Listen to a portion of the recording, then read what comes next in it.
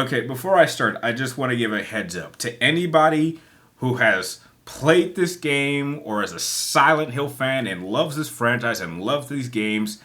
Please do not take offense.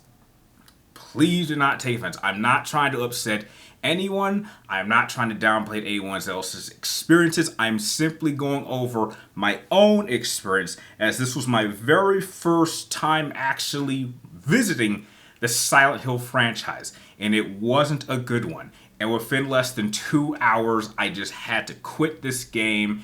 And long story short, if you just want a quick explanation as for why I quit this game, it was simply due to the fact that within a short amount of time, I quickly realized that this just simply was not my type of survival horror experience that I enjoy. Now, before we start, if you do happen to enjoy this little video by the end, please do not forget to like, share, and subscribe. Keep track of me on all my future videos. And remember, if you guys have any ideas for future reviews or rankings or reactions or just discussions in general, please let me know what you'd like to see, and I will try to get it up as soon as I can, as well as to make sure to give you a shout out for coming up with the idea. So, back to Silent Hill 2. This is a game that came out not too long ago. I picked up my copy because I was curious. Now, I went in with the mentality of thinking, okay, maybe this will be something like Resident Evil 2. Because as someone who started with Resident Evil 4 and played through 4, 5, and 6, and then went back and then played 1, 2, and 3, and I despise the first 3 Resident Evil games because I hate those tank controls with the fixed camera angles and just the horrible controls, I figured a remake version of those older games could make them playable and perhaps even better, because I absolutely really loved what they did with the Resident Evil 2 remake. So I figured that this would be something kind of like that. And just looking at just the visuals of its gameplay style, it looked like it was going down that same route as like as a modern day Resident Evil. So that was my mentality going in. So I started my stream. I streamed like the first hour of it, and I quickly realized that this game was going to be considerably slower than all those other survival horror games. Now, the funny thing about this particular game is that I've played plenty of awesome survival horror games. When it came to, the Dead Spaces, and the Evil Within, and the Resident Evils, and hell, even Callisto Protocol, which had its flaws, but was still a pretty good game in my opinion. And all of those games, despite having different atmospheres, different characters, different tones, they all had certain gameplay elements that they all shared that I really enjoyed. And I quickly realized and learned that Silent Hill 2, or at least this version, has none of those elements. One thing that I really wasn't a big fan of was really how the combat system worked over the course of this game. Now, I only got as far as the point where I was hitting things with a stick, but just looking forward to farther gameplay from other people, it seemed like Silent Hill 2 is the type of game where you're going to be spending the mass majority of your time hitting things with either your stick or your pipe, and only using your guns as a last resort, which is the complete opposite of every other survival horror game I've ever played, when you would typically use your guns at a distance and then only use your melee weapon as a last resort. So to have Silent Hill be the complete opposite was just really, really unusual. And it's not even helped by the fact that none of your weapons, including your character James, can be upgraded. You're literally stuck with just these weapons as they are, and you have to make use of it. Now, yeah, you could say that is how survival horror can work, but when I look at all these other games, like a Dead Space, or an Evil Within, or Callisto Protocol, or Resident Evil, there's some kind of currency. There's some sort of way to make these weapons better. There's some way to grant your character skills that allow you to feel like you're growing stronger and you're progressing. But the fact that this game has none of those elements just makes this probably the most single limiting survival horror game I've ever played. And I guess if you're looking for a very limiting survival horror experience, then this is it. That will keep you at a constant disadvantage no matter how far you progress in the game. And yeah, this certainly can work, and I'm sure a lot of people are enjoying it, but yeah, this is just so far from any survival horror experience that I've ever had. In any way. I was shocked. Now, we didn't even get that far. This is stuff I learned after doing research on exactly what happens throughout the game. And this is just simply too limiting.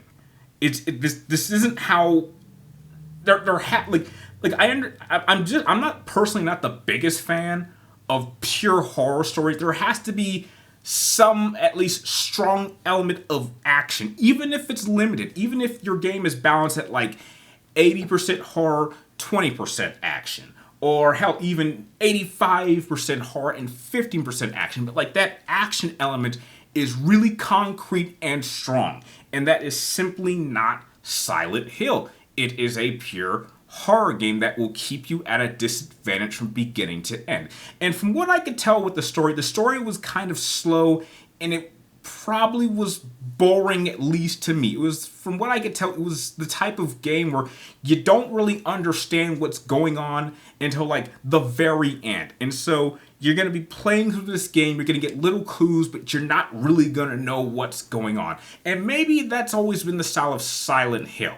And that's fine for people who are fans of that, but I wasn't. Now, as far as my experience, the enemy, I didn't even get through a lot of the enemy variety, but like, the enemy attack patterns were very inconsistent. I was constantly getting hit, and one thing that was happening that I was shocked that I was doing it until I rewatched the footage, that I was doing constantly, and apparently other people were doing this too, and I didn't even notice this was a thing until someone made like a meme to it, but like, I was shocked at how often I had to check the map.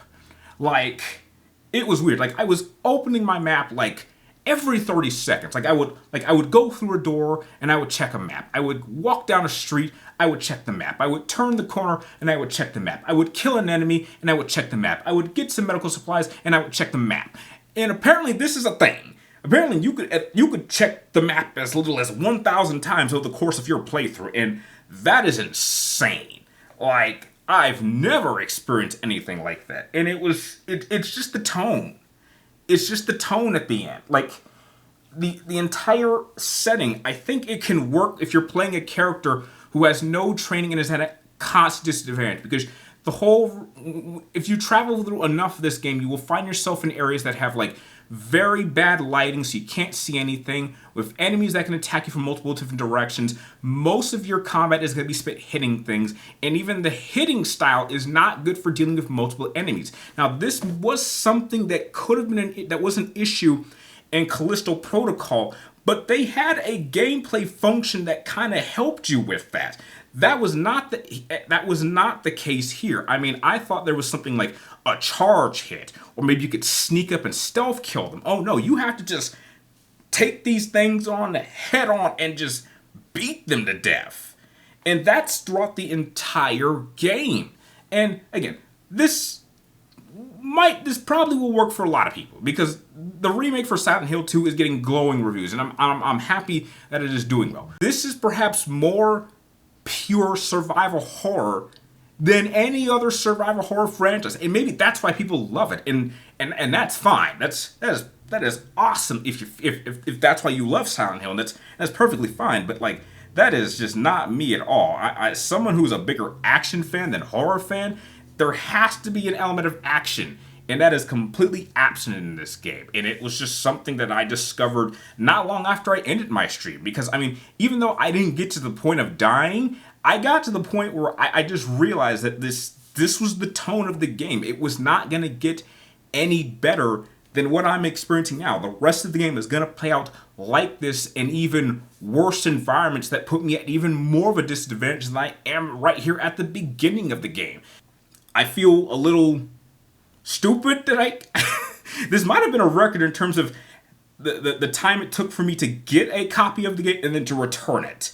This might have been a record, less than 2 hours. That was definitely something. But yeah, now that I've experienced the supposed best of Silent Hill, I now understand why I was never a fan, and heck, I don't care to anymore. But I now understand why Silent Hill has so many fans, and they're loving this game, and I'm absolutely happy that they're having a great time with this game. But yeah, there's some games that everyone can enjoy, and then there's some games that aren't for everybody. And heck, I guess this was the one game I played this year that just flat out wasn't for me.